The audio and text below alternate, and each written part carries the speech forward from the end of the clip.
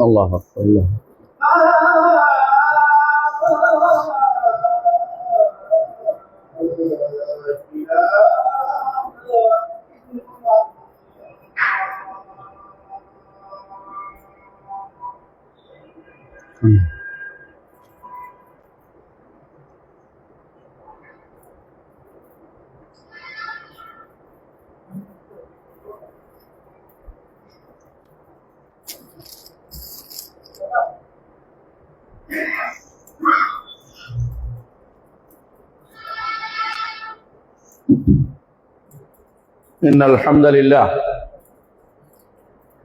إن الحمد لله نحمده ونستعينه ونستغفره ونعوذ بالله من شرور أنفسنا ومن سيئات أعمالنا من يهده الله فلا مضل له ومن يضلل فلا هادي له وأشهد أن لا إله إلا الله وحده لا شريك له وأشهد أن محمدا عبده ورسوله يا أيها الناس اتقوا ربكم الذي خلقكم من نفس واحدة وخلق منها زوجها وبث منهما رجالا كثيرا ونساء واتقوا الله الذي تساءلون به والأرحام إن الله كان عليكم رقيبا يا أيها الذين آمنوا اتقوا الله حق تقاته ولا تموتن إلا وأنتم مسلمون يا أيها الذين آمنوا اتقوا الله وقولوا قولا سديدا يصلح لكم أعمالكم ويغفر لكم ذنوبكم ومن يطع الله ورسوله فقد فاز فوزا عظيما أما بعد فإن أصدق الحديث كتاب الله وخير الهدي هدي محمد صلى الله عليه وسلم وشر الأمور محدثاتها وكل محدثة بدعة وكل بدعة ضلالة وكل ضلالة في النار أيها الناس اتقوا الله فإن الله عز وجل أمركم بالتقوى والرسول صلى الله عليه وسلم أمرنا أن نتحلى بالتقوى والتقوى وصية الله الأولين والآخرين فمن اتقى الله عز وجل دخل جنته ومن لم يتق الله عز وجل لا يدخل جنته قال الله عز وجل تلك الجنة التي نورث من عبادنا من كان تقيا وقال جل وعلا তিলকাল জান্নাতুল্লাতী নুরিসু মিন ইবাদিনা মান কানা তাকিয়া। সম্মানিত মুসলিয়ান কিরাম, আমি আপনাদেরকে অনুরোধ জানাচ্ছি যেন আল্লাহর তাকওয়া অবলম্বন করুন। আল্লাহর তাকওয়া অবলম্বন ছাড়া জান্নাতে যাওয়া কারো পক্ষে সম্ভব হবে না। তাকওয়া কি জিনিস তা আগে বুঝতে হবে। তাকওয়া কোনো বেশভূষায় পাওয়া যায় না, তাকওয়া কোনো দরবারে পাওয়া যায় না। তাকওয়া যে কোনো মানুষই তার প্রচেষ্টার মাধ্যমে আল্লাহকে যদি কেউ যথাযথভাবে সার্বক্ষণিক আল্লাহ সচেতনতার মধ্যে জাগ্রত করে তাহলে সে মুত্তাকি হইতে পারবে। আল্লাহ তাআলা আমাদের সৃষ্টি করেছেন, তিনি আমাদের কাছে কিছু জিনিস চান, আমরা তার তত্ত্বাবধানে আছি, তিনি আমাদের সার্বক্ষণিক তত্ত্বাবধান করছেন, তিনি রাকিব, আমাদেরকে দেখছেন, আমাদের কর্মকাণ্ড জানেন, আমাদের কথা শোনেন, আমরা কি চাই তা তিনি বুঝেন, আমাদের অন্তরে কি আসে সেটাও তিনি বুঝেন, জানেন। এই ধারণা যতক্ষণ পর্যন্ত বিশ্বাস যার অন্তরে আছে সে তাকওয়ার অধিকারী হতে পারবে। তাকওয়ার অধিকারী হওয়ার জন্য এই জন্য বিশেষ কাজ হচ্ছে, বড় কাজ হবে আল্লাহ সম্পর্কে জানা, অথবা যাকে ভয় করবেন তার সম্পর্কে জানা। জানা ব্যতীত কোনোভাবেই কেউ মুত্তাকি হইতে পারে না। যে আল্লাহকে বেশি জানে সে আল্লাহকে বেশি ভয় করে, যে কম জানে সে কম ভয় করে। মুহাম্মদুর রাসূলুল্লাহ সাল্লাল্লাহু আলাইহি ওয়াসাল্লাম আল্লাহ সম্পর্কে বেশি জানতেন বলেই তিনি বলেছেন, ইন্নী ওয়াল্লাহি লা আখশাকুম বিল্লাহি ওয়া আ'লামুকুম বিল্লাহি আনা। আল্লাহর শপথ করে বলছি তোমাদের মধ্যে আল্লাহকে আমি বেশি ভয় করি, আল্লাহকে আমি বেশি জানি। তাই তিনি আল্লাহকে বেশি জানতেন, এজন্য বেশি ভয় করতেন। ইব্রাহিম আলাইহিস সালাতু ওয়াস সালাম আল্লাহকে বেশি জানতেন বলে বেশি ভয় করতেন। যারা আল্লাহকে জানে না তারা হতভাগা, তারা দুনিয়াতে কেন এসেছে তা জানতে পারেনি। আল্লাহ সম্পর্কে জানাই হচ্ছে প্রকৃত জ্ঞান। যে কেউ আল্লাহ সম্পর্কে জানতে পারেনি সে ব্যক্তির দুনিয়ায় আসার উদ্দেশ্য সে জানতে পারেনি। সম্মানিত মুসলিয়ান কিরাম, ইলমের জানার জন্য দুটি দিক রয়েছে। একটি হচ্ছে আল্লাহ সম্পর্কে জানা, আরেকটি হচ্ছে আল্লাহর সৃষ্টি সম্পর্কে জানা। আল্লাহর সৃষ্টি সম্পর্কে জানার জন্য আজ বহু প্রতিষ্ঠান তৈরি হয়েছে, বহু ইনস্টিটিউট হয়েছে। দুনিয়ার মানুষ, দুনিয়ার যাবতীয় শাসক গোষ্ঠী শুধু সৃষ্টি সম্পর্কে জানার জন্য প্রচেষ্টা চালিয়ে যাচ্ছে। তারপরেও আল্লাহর সৃষ্টির শুধু ততটুকুই তারা জানতে পেরেছে যতটুকু আল্লাহ তারা নিজে উন্মুক্ত করে দিয়েছেন, সব তারা জানতে পারেনি। একজন মানুষের ডিএনএর বিদ্যা কেউ জানতে পারেনি, একজন মানুষের ব্রেনের বিদ্যা কেউ জানতে পারেনি, একজন মানুষ সৃষ্টির অনেক কিছুই জানতে পারে না। তার দুই পার্শ্বের মাঝখানে থাকা আত্মা, রূহ, তার ব্যাপারেও সে জানতে পারেনি। একজন মানুষ নিজের সম্পর্কে অনেক কিছু জানতে পারে না, কিন্তু তারপরেও মানুষ যেই জিনিস জানার ব্যাপারে কোনো গুরুত্ব দেয়া হয়নি, যে জিনিস জানলে ভালো, না জানলে ক্ষতি নেই, সেই জিনিস জানার জন্য ব্যস্ত হয়ে পড়েছে। আবার এমন কিছু জিনিস জানার চেষ্টা করে যাচ্ছে যেই জিনিস জানার থেকে রাসূলুল্লাহ সাল্লাল্লাহু আলাইহি ওয়াসাল্লাম আল্লাহর কাছে আশ্রয় চেয়েছেন। তিনি বলতেন, আল্লাহুম্মা ইন্নী আউযু বিকা মিন ইলমিন লা ইয়ানফা। আমি, ইয়া আল্লাহ, আমি আপনার কাছে আশ্রয় চাচ্ছি এমন জ্ঞান থেকে যে জ্ঞান কোনো কাজে লাগে না, এমন জ্ঞান থেকে যে জ্ঞান কোনো কাজে লাগে না। যে জ্ঞান কাজে লাগে না সেগুলো আল্লাহ তাআলা দুনিয়ার বুকে মুসলিমদের চেয়ে অন্যদেরকে বেশি দিয়েছেন। এই জন্য আল্লাহ তাআলা কোরআনে কারীম বলেছেন, ইয়ালামুনা যাহিরাম মিনাল হায়াতিদ দুনিয়া ওয়া হুম আনিল আখিরাতি হুম গাফিলুন। দুনিয়ার জীবনের প্রকাশ্য রূপ তারা ভালোই জানে, আখিরাত সম্পর্কে তারা সম্পূর্ণ বেখবর। তারা আল্লাহ সম্পর্কে বেখবর, আল্লাহর ওয়াদ সম্পর্কে, ওয়াদা সম্পর্কে বেখবর, আল্লাহর ধমকি সম্পর্কেও তারা বেখবর। দুনিয়ার জিনিস তারা ভালোই জানবে। কাফেরদেরকে ব্যাপারে বিস্তারিত বিদ্যা আল্লাহ অনেক কিছু দিয়েছেন, কিন্তু অনেক কিছু দেননি। যেগুলি দিয়েছেন এগুলি দিয়ে তারা গর্ব করে ফেটে পড়ছে। আল্লাহ তাআলা কোরআনে কারীমে এজন্য উল্লেখ করেছেন, যখন নবী রাসূলদের কাছে দেয়া বিদ্যা তাদের কাছে এসেছে, তখন ফারিহু বিমা ইনদাহু মিনাল ইলম, তাদের কাছে যে জ্ঞান আছে তা নিয়ে তারা খুশি থেকেছে। আজও দেখতে পাবেন নবী রাসূলদের জ্ঞানের কথা বললে অনেকে বলবে আমাদের কাছে অনেক জ্ঞান আছে। সেই জ্ঞান নিয়ে তারা অহংকার করছে, সেই জ্ঞান নিয়ে তারা সব জায়গায় বলে বেড়াচ্ছে তারা অনেক বেশি জানে। সেই জ্ঞানের কতটুকু তারা অর্জন করেছে, আল্লাহ যতটুকু তাদেরকে উন্মোচিত করে দিয়েছেন ততটুকুই। তারা এমন সব বিদ্যা জেনেছে যেই বিদ্যা দুনিয়ার বুকে শুধু সর্বনাশা পরিণতি ডেকে আনে। এমন সব কিছু তারা শিখেছে যেগুলো মানুষের প্রতি বিপদে ডেকে আনে।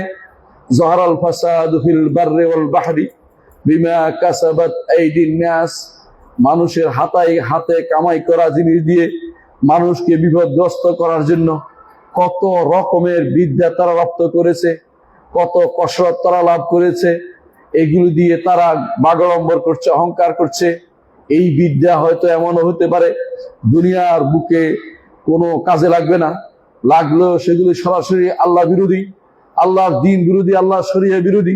ওই বিদ্যার প্রতি, ওই বিদ্যার মোহে আজ মানুষ দুনিয়াতে ব্যস্ত হয়ে পড়েছে। আমরা আমাদের সন্তানদেরকে সেই বিদ্যা পড়ানোর জন্য ব্যস্ত হয়ে পড়ি। সেই বিদ্যার পড়ানোর জন্য একটা সন্তান তার জীবনের যেই সময় ব্যয় করে, অনেক সময় সেই সময়ে সে আল্লাহ থেকে দূরে সরে যায়। অনেক সময় আল্লাহর বিধান বিরোধী জিনিস শিখছে, সে জানে এটা আল্লাহর বিধান বিরোধী, আল্লাহর শরিয়া বিরোধী। সেই বিদ্যা পড়ে আল্লাহর শরিয়া বিরোধী জিনিস বাস্তবায়ন করার জন্য ব্যস্ত হয়ে পড়ে। তা সে জানে ভালো করে আল্লাহ তাআলার বিধানের বিরোধী চললে আল্লাহ তাআলা তাকে ছাড় দেবেন না।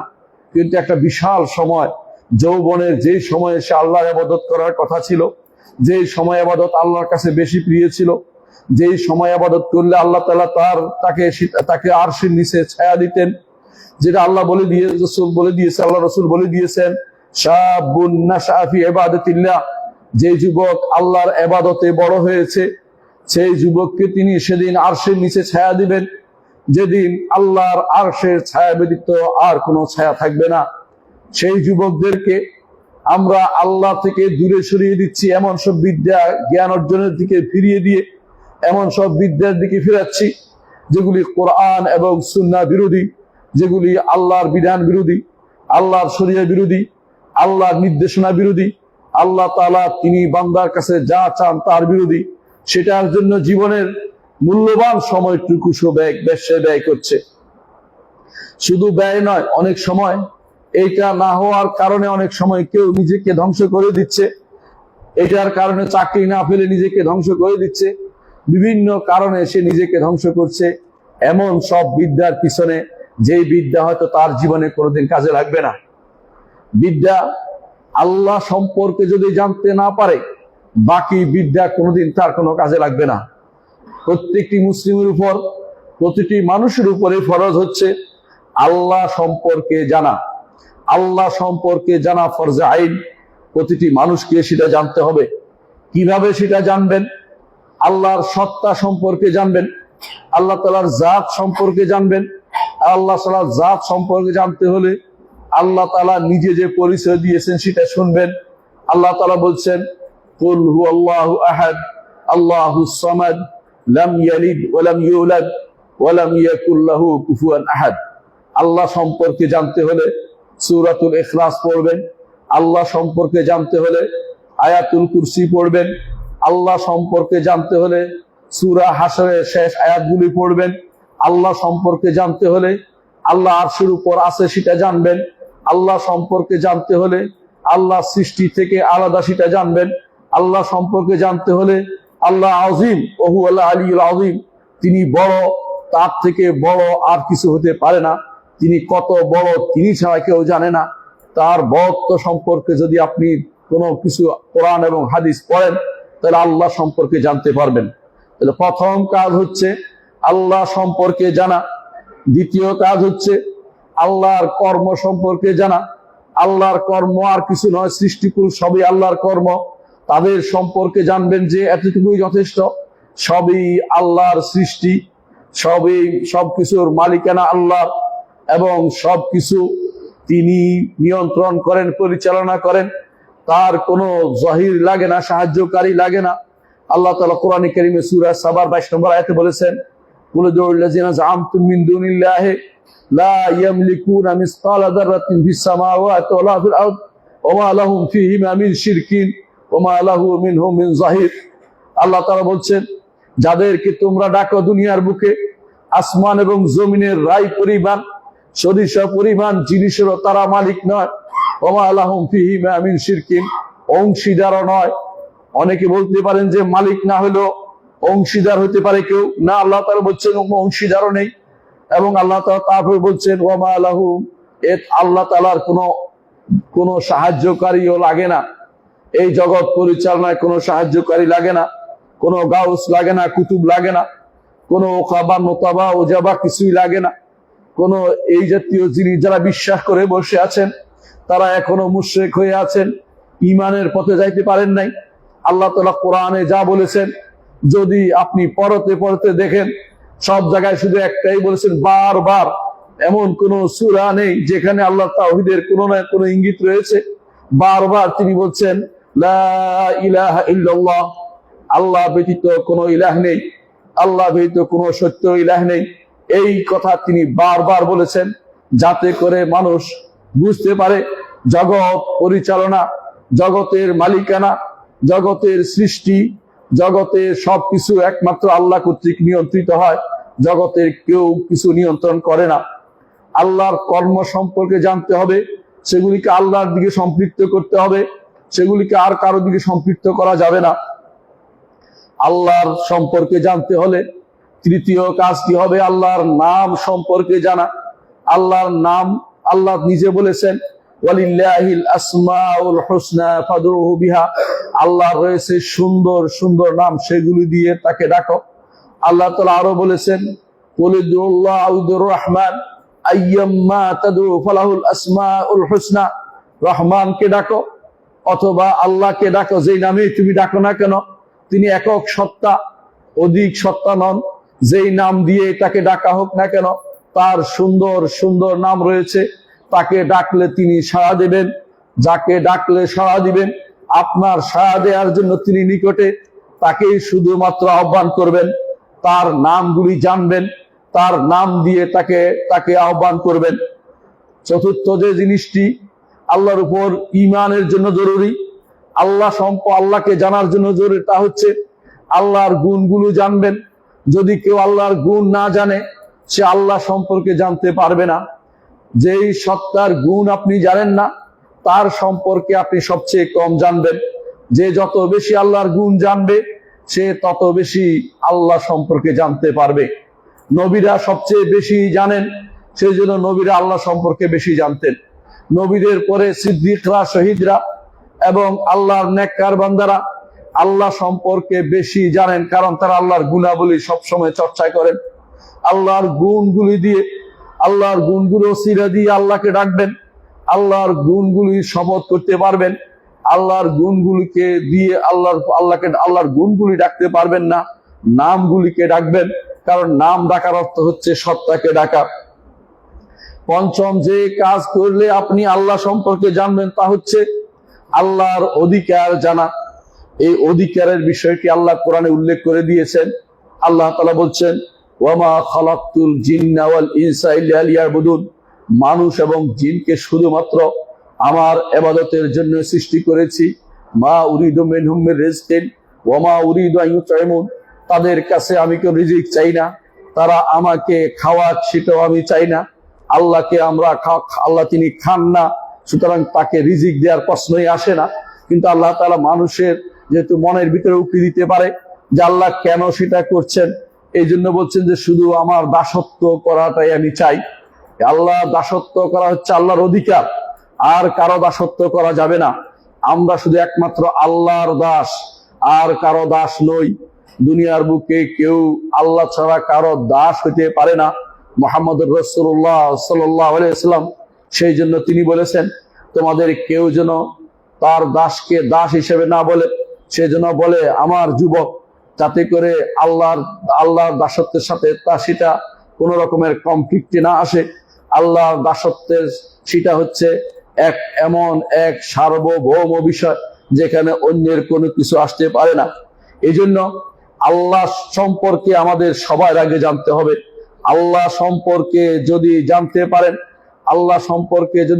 পারেন, তো তার অধিকার সম্পর্কে জানবেন। তার অধিকারটা কি? একমাত্র তারই ইবাদত করা। ইবাদত যদি করতে হয় তাহলে শারঈ ইলম জানতে হবে। ইবাদত যদি করতে হয় কি দিয়ে ইবাদত করবেন তা জানবেন। ইবাদত যদি করতে হয় কিভাবে ইবাদত করবেন তা জানবেন। দুটি জিনিসের দরকার। ঈমানদার সবসময় চিন্তা করে আল্লাহর দাসত্ব কি দিয়ে করব, আল্লাহর দাসত্ব কিভাবে করব, দুইটাই জানতে হবে আপনাকে। যা তা দিয়ে ইবাদত করা যায় না, আর যেভাবে সেভাবে ইবাদত করা যায় না। ইবাদতের জন্য দুটি সাইড সবসময় মনে রাখতে হবে। আকীদাগত সাইড রয়েছে যে আল্লাহর জন্য করব, আর আমলগত সাইড রয়েছে মুহাম্মদুর রাসূলুল্লাহ সাল্লাল্লাহু আলাইহি ওয়াসাল্লামের আদর্শ মোতাবেক করব। এই দুটি শর্ত যতক্ষণ পূর্ণ না হবে ততক্ষণ পর্যন্ত আল্লাহর দরবারে কোনো কিছু কবুল হবে না। আপনার দাসত্ব শুদ্ধ হতে হলে প্রথমেই থাকতে হবে এটা, আমি একমাত্র রব্বুল আলামিনের জন্য করছি, আমার জীবনের সবকিছু আল্লাহর জন্য। কুল ইন্না সালাতি ওয়া নুসুকি ওয়া মাহইয়ায়া ওয়া মামাতি লিল্লাহি রাব্বিল আলামিন লা শারীকা লাহু ওয়া বিযালিকা উমিরতু ওয়া আনা আউয়ালুল মুসলিমিন। আল্লাহ তাআলা শিখিয়ে দিয়েছেন তার নবীকে বলতে যে আমার ইবাদত, আমার জীবন, আমার মরণ, আমার সবকিছু একমাত্র কোরবানি হইতে শুরু করে সমস্ত কিছু একমাত্র রব্বুল আলামিনের জন্য, যার কোনো শরীক নাই। আমার জীবনের উদ্দেশ্য একমাত্র আল্লাহ তাআলাকে খুশি করা, আল্লাহর সন্তুষ্টি কামনা করা, আল্লাহর জান্নাত লাভ করা, আল্লাহকে দেখা।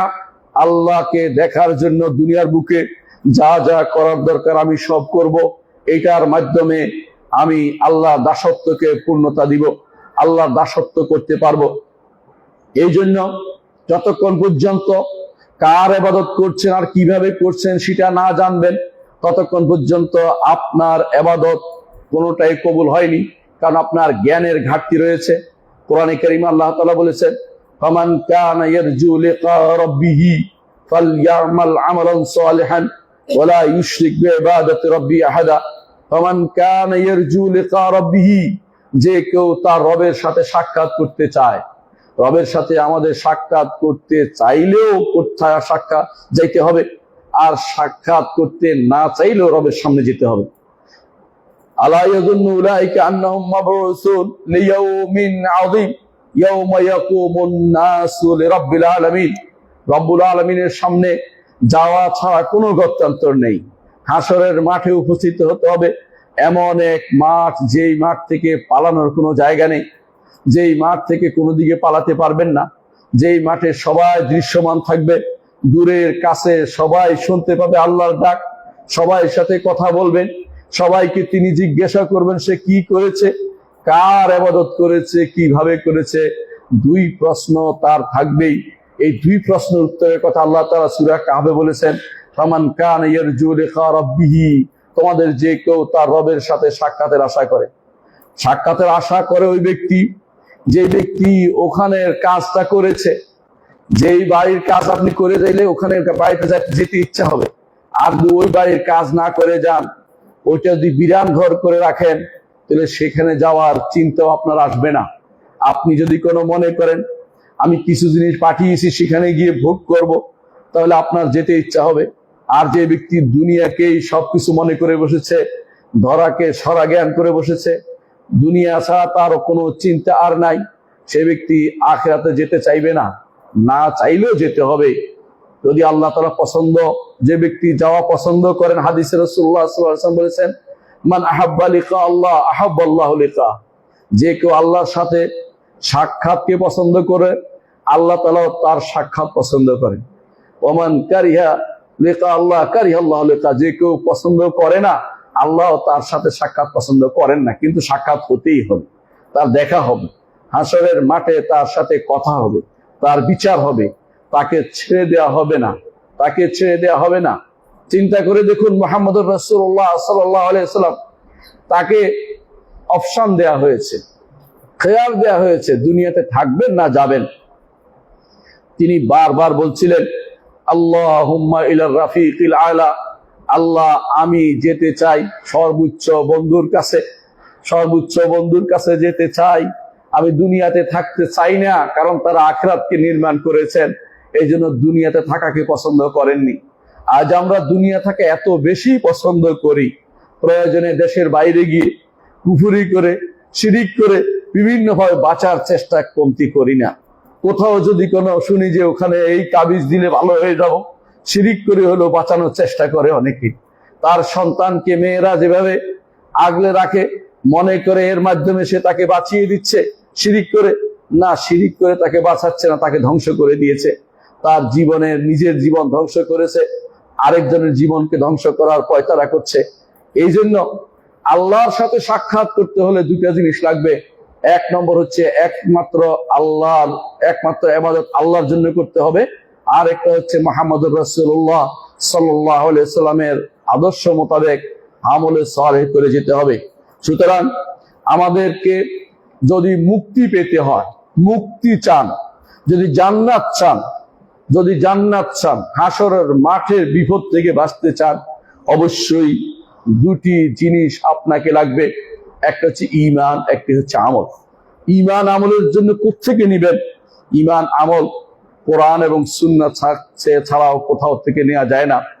বিবেক দিয়ে বা কোন রকমের অন্য কোনো উৎস থেকে ঈমানও নেওয়া যায় না, আমলও নেওয়া যায় না। যারা অন্য কোনো উৎস খুলে দিয়েছে, নিজের জীবনকে ধ্বংস করে দিয়েছে, এই ধ্বংসাত্মক প্রবণতায় যারা পড়েছে, অনেকে বের হতে পারছে না। আল্লাহর কাছে কায়ম মনোবাক্যে যে ব্যক্তি হেদায়েত কামনা করবে, আল্লাহ তাকে হেদায়েত দিবেন। রাসূলুল্লাহ সাল্লাল্লাহু আলাইহি ওয়াসাল্লাম দোয়া করতেন, মানুষ যেন দোয়া করে, সব সময় যেন দোয়া করে, আল্লাহ আমি আপনার কাছে হেদায়েত চাই, পথ চাই, আপনার কাছে তৌফিক চাই, তাহলে সেই ব্যক্তি পাবে। কিন্তু যে ব্যক্তি কোরআন এবং সুন্নাহ পড়েনি, হাদিস পড়েনি, কোরআন পড়েনি, সে ব্যক্তি কিভাবে জানবে হেদায়েত কোথায় আছে? মুক্তি যদি পেতে হয়, কোরআন সুন্নাহ সম্পর্কে জ্ঞান থাকতে হবে। এই জ্ঞানের কথাই আজকে আলোচনা করতে চাই। এক নম্বর হচ্ছে, যেই কথাটি বলতে চাই তা হচ্ছে, যাকে আল্লাহ তাআলা দুনিয়ার বুকে কোরআন এবং সুন্নাহর জ্ঞান দিয়েছেন, তাকে আল্লাহ তাআলা হিকমত দিয়েছেন। আল্লাহ তাআলা কোরআনে কারীম বলেছেন, ফামান উতিয়াল হিকমাতা ফাকাদ উতিয়া খায়রান কাসীরা। যাকে আল্লাহ তাআলা হিকমত দিয়েছেন, এই হিকমত হচ্ছে সুন্নাহ। যাকে হাদিসের জ্ঞান দিয়েছেন, আল্লাহ রাসূলের জীবনের জ্ঞান দিয়েছেন, আল্লাহ রাসূলের আদর্শের জ্ঞান দিয়েছেন, তাকে তো অনেক বেশি কল্যাণ দান করেছেন। কোরআনে কারীমে হিকমত অর্থ সুন্নাহ অর্থে অন্য জায়গাতেও এসেছে। আল্লাহ তাআলা বলছেন, তার নবীর স্ত্রীদের সম্পর্কে বলছেন, ওয়াজকুরনা মা ইউতলা ফি বুয়ুতিকুন্না মিন আয়াতিল্লাহি ওয়াল হিকমা। তোমাদের ঘরে যে সমস্ত আল্লাহর আয়াত এবং হিকমা আলোচনা হয়, সেগুলি তোমরা বেশি বেশি আলোচনা করো। সে হিকমতটা কি? সে হিকমতটা হচ্ছে সুন্নাহ, রাসূলুল্লাহ সাল্লাল্লাহু আলাইহি ওয়াসাল্লাম আদর্শ। কোরআনকে বুঝার জন্য রাসূলের সুন্নাহ লাগবে, কোরআনকে বুঝার জন্য রাসূলের আদর্শ লাগবে। কোরআন হাম্মাল, বহু অর্থ বহন করে। যতক্ষণ পর্যন্ত মুহাম্মদুর রাসূলুল্লাহ সাল্লাল্লাহু আলাইহি ওয়াসাল্লাম এবং তার সাহাবীদের আদর্শ কেউ না জানবে, কোরআন সম্পর্কে আজে বাজে ব্যাখ্যা করে যাবে। সেজন্য সুন্নাহ কোরআনের জন্য অপরিহার্য। যে কেউ কোরআনের জন্যই অপরিহার্য, সুন্নাহ নিজের জন্য নয়, কোরআনকে বুঝার জন্য অপরিহার্য। কি অর্থে রাসূল বুঝেছেন, কি অর্থে সাহাবায়ে কেরাম বুঝেছেন, কি অর্থে যারা জান্নাতে যাওয়ার জন্য আল্লাহ তাআলা তাদেরকে মনোনীত করেছেন, তারা কি অর্থে কোরআন আয়াতকে বুঝেছেন, সেটা বুঝতে হবে। নিজের মন মতো কোনো ব্যাখ্যা দাঁড় করানো যাবে না। এই জন্য আল্লাহ তাআলা বলছেন যে যাকে কোরআন এবং সুন্নাহর জ্ঞান দেওয়া হয়েছে, তাকে তো অনেক কল্যাণ দেওয়া হয়েছে। দুনিয়ার বুকে যে ব্যক্তি কোরআন এবং সুন্নাহ শিখে নাই, তাকে কল্যাণের দেয়া হয় নাই। সে সবচেয়ে হতভাগা, যে কোরআন পড়তে পারেনি, হাদিস পড়তে পারেনি, কোরআন হাদিস বাদ দিয়ে দুনিয়ার জ্ঞানে সময় নষ্ট করেছে সে তো হতভাগা। আমার কথা নয়, সাইয়্যিদুল খালক মুহাম্মদুর রাসূলুল্লাহ সাল্লাল্লাহু আলাইহি ওয়াসাল্লাম বলেছেন, মান ইউরিদিল্লাহু বিহি খায়রান ইউফাক্কিহু ফিদ্দীন, যার কল্যাণ আল্লাহ চান তাকে আল্লাহ তাআলা দ্বীনের ফিকহ দান করেন, দ্বীনের গভীর জ্ঞান দান করেন। ফিকহ শব্দের অর্থ গভীর জ্ঞান, ভাষা জ্ঞান নয়, শুধু পড়া নয়, অর্থ বুঝা। কোরআন এবং সুন্নাহর জ্ঞান যার রয়েছে, কোরআন এবং সুন্নাহর যার জ্ঞান রয়েছে সেই হচ্ছে ফকিহ। আর যে ব্যক্তি কোরআন সুন্নাহর জ্ঞান নাই সে ব্যক্তি ফকিহ হতে পারে নাই, তার জন্য আল্লাহ কল্যাণ চাননি। ইমাম আহমদ ইবনে হাম্বল, হাদিসটি ইমাম বুখারী বর্ণনা করেছেন। ইমাম আহমদ ইবনে হাম্বল বলেন, দীনুন নবী মুহাম্মদ আযার নি'মাল মাতিয়াতু লিল ফাতাল আখবারু। মুহাম্মদ সাল্লাল্লাহু আলাইহি ওয়াসাল্লামের দ্বীন হচ্ছে আযার, পদাঙ্ক অনুসরণের নাম, নিজে কোনো কিছু নতুন করে তৈরি করার নাম নয়। অর্থাৎ আল্লাহ কি বলেছেন, রাসূল কি বলেছেন, সাহাবা একরাম কি করেছেন, ইমামরা কি বলেছেন, সেগুলি জানলেই আপনার হচ্ছে দ্বীন, এটাই তিনি বলেছেন। এই জন্য তিনি বলছেন, ইমাম আহমদ ইবনে হাম্বল, নি'মাল মাতিয়াতু লিল ফাতাল আখবারু, একটা যুবকের জন্য সবচেয়ে বড় বাহন হচ্ছে, উত্তম বাহন হচ্ছে কোরআন হাদিসের জ্ঞান। আখবার, হাদিসের জ্ঞান যে ব্যক্তি লাভ করতে পেরেছে সে ব্যক্তি উত্তম বাহনে সওয়ার হয়েছে। আর যে ব্যক্তি হাদিসের জ্ঞান লাভ করতে পারে নাই, রাসূলুল্লাহ সাল্লাল্লাহু আলাইহি ওয়াসাল্লাম আদর্শকে সে প্রাধান্য দিতে পারে নাই, সে ব্যক্তি বাহনে চড়তে পারে নাই, সে বিশাল পথ পাড়ি দিতে পারবে না। সে ব্যক্তি কিভাবে পার হবে, সেইভাবে কিভাবে সে ফুলসিরাত পার হবে, নিজের ব্যাপারে নিজে একটু জিজ্ঞাসা করে দেখুক। পরবর্তী পংক্তিতে তিনি বলছেন, লা তারগাবান্না আনিল হাদিস ওয়া আহলিহি, হাদিস শিখতে হবে এবং যারা হাদিসের অনুসারী তাদের পদাঙ্ক অনুসরণ করতে হবে। ফাররাউ লাইলুন ওয়াল হাদিসু নাহারু, মানুষ যে সমস্ত মতামত দিচ্ছে, তন্ত্র মন্ত্র দিচ্ছে, এগুলি হচ্ছে রাত, আর হাদিস হচ্ছে দিন। দিন কেন মানুষ ভালোবাসে? দিনের মাধ্যমে সব বোঝা যায়, রাতের মাধ্যমে কিছু দেখা যায় না। অন্ধকার রাত্রিতে আপনি পথ হারিয়ে ফেলবেন, আল্লাহর পথে যেতে পারবেন না। মুহাম্মদুর রাসূলুল্লাহ সাল্লাল্লাহু আলাইহি ওয়াসাল্লাম আপনাকে রেখে গেছেন এমন এক পথে, যেই পথটি সম্পর্কে তিনি বলেছেন, লাইলুহা কানাহারিহা, সেটা রাত ও দিনের মতো। আপনি যদি রাসূলুল্লাহ সাল্লাল্লাহু আলাইহি ওয়াসাল্লামের সুন্নাহকে অনুসরণ করেন, সেই পথে চলেন, সুন্নাহর পথে চলেন, তো আপনার রাত দিন সমান হয়ে যাবে। আর যদি রাসূলের হাদিস অনুসরণ না করেন, আপনি অন্ধকারে হাতড়ে বেড়াবেন, কখনো হেদায়েতের পথে চলতে পারবেন না। এই জন্য মনে রাখবেন, যদি আপনি হিকমতের অধিকারী হতে চান, কোরআন এবং সুন্নাহর অনুসারী হবেন, সন্তানদেরকে সেই পথের অনুসারী করবেন, আপনি পথ পাবেন, আপনি ফকিহ হবেন। আল্লাহ এবং তার রাসূলের কল্যাণ যেখানে বলা হয়েছে সেখানে নিজেকে অবস্থান করতে পারবেন। ইমাম খতিবুল বাগদাদী রাহমাতুল্লাহ আলাইহি তিনি এই দুটি কবিতা উল্লেখ করেছেন তার শরফ ও আসহাবুল হাদিস গ্রন্থে।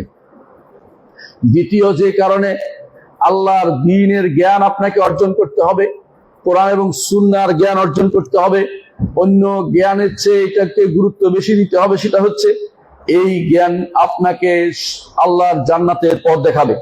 মুহাম্মদুর রাসূলুল্লাহ সাল্লাল্লাহু আলাইহি ওয়াসাল্লাম বলেছেন, মান সালাকা তরিকান ইয়াতলু ফি ইলমান সালাকাল্লাহু বিহি তরিকাম মিন তুরুকিল জান্নাহ, যেই ব্যক্তি আল্লাহর দ্বীন অর্জনের জন্য কোনো পথে বের হয়, আপনারা যারা দূর দূরান্ত থেকে এখানে এসেছেন দ্বীন অর্জনের জন্য, আপনাদের জন্য সুসংবাদ হচ্ছে, রাসূলুল্লাহ সাল্লাল্লাহু আলাইহি ওয়াসাল্লাম বলছেন, আল্লাহ তাআলা তাকে নিয়ে জান্নাতের পথের একটি পথে তাকে নিয়ে দিয়েছেন।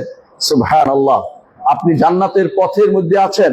এই জন্য জান্নাতের পথে থাকার কারণে আপনার সমস্ত কাজ জান্নাতি হিসেবে লেখা হচ্ছে। গুনার কাজ না করলে যত ভালো কাজ করেন সবগুলি আপনার জন্য সওয়াব হিসেবে লেখা হচ্ছে। কোরআনে কারীমে আল্লাহ তাআলা তাদের সম্পর্কে বলেছেন, যালিকা বিআন্নাহুম লা ইউসিবুহুম যামাউন ওয়ালা নাসাবুন ওয়ালা মাখমাসাতুন ফি সাবিলিল্লাহ ওয়ালা ইয়াতাউনা মাউতান ইয়াগিজুল কুফার ওয়ালা ইয়ানালুনা মিন আদুবিন নাইলান ইল্লা কুতিবা লাহুম বিআমালুন সালিহ। যেটাই করে কষ্ট পেলেও, খুদ পিপাসা পেলেও আমল সালেহ লেখা হবে, কারণ জান্নাতের পথের পথিক, জান্নাতের পথের পথিক কখনো হতাশ হতে পারে না। রাসূলুল্লাহ সাল্লাল্লাহু আলাইহি ওয়াসাল্লাম এই হাদিসের বাকি অংশ যা বলেছেন আমি আরো শোনাচ্ছি আপনাকে, আপনার সম্মানে কি করে। রাসূলুল্লাহ সাল্লাল্লাহু আলাইহি ওয়াসাল্লাম বলেছেন, ওয়া ইন্নাল মালাইকাতা লাতাদাউ আজনিয়াতাহা রিদান লিতালিবিল ইলম, ফেরেশতারা তাদের ডানা বিছিয়ে দেয় তালিবে ইলম যারা কোরআন এবং সুন্নাহর ইলম শিখতে চায় আল্লাহকে সন্তুষ্ট করার জন্য, দুনিয়ার উদ্দেশ্য থাকে না, তাদের প্রতি সন্তুষ্ট হয়ে ডানা বিছিয়ে দেয়। কেন ডানা বিছিয়ে দেয়? বিনয়ী হয়ে, যারা বড় কাজ করছে, এরা সবচেয়ে বড় কাজ করছে, জগতের শ্রেষ্ঠ কাজ তারা করছে। কেন? আপনারা জানেন মুহাম্মদ রাসূলুল্লাহ সাল্লাল্লাহু আলাইহি ওয়াসাল্লাম হাদিস তিনি বলেছেন, আর দুনিয়া মালউনাতুন ওয়া মালউনুন মা ফিহা, দুনিয়া অভিশপ্ত, এর মধ্যে যা আছে তাও অভিশপ্ত।